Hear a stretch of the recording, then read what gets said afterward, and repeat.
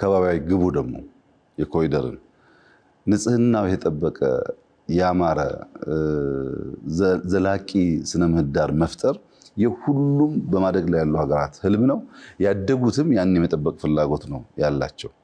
ከባቢ አማረ ማለት ብዙ መልኮች አሉት። ለምሳሌ ከብክለት የጸዳ ኤንቫይሮንመንት መፍጠር፣ የድምጽ ብክለት ሊሆን ይችላል፣ የአየር ብክለት ሊሆን ይችላል፣ የወንዞች ብክለት ሊሆን ይችላል፣ የመንገዶች ቆሻሻ አወጋገር ስርዓት ሊሆን ይችላል።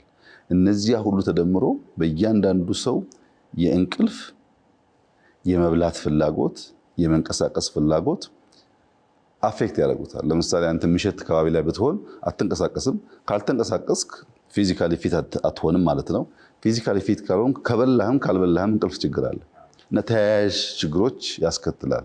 የአማረ መልክዓ ምድር ለአእምሮ በከፍተኛ ደረጃ እረፍት ይሰጣል።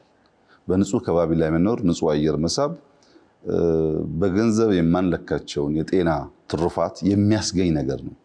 ሶስተኛው የአየር ንብረት ጥበቃ ነው።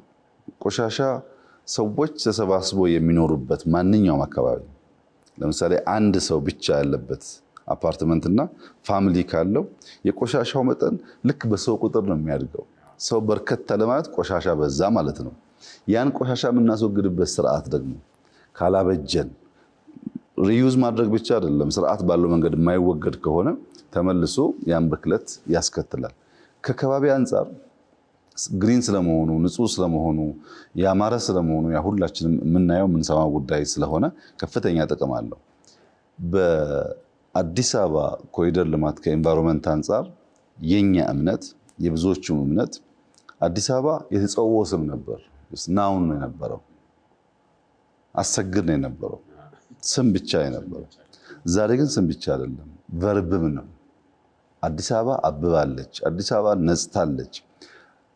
የማበቧ ነገር ስሟ ብቻ ሳይሆን መገለጫዋም ሆኗል። ይህን ያመጣው የኮሪደር ልማት ነው።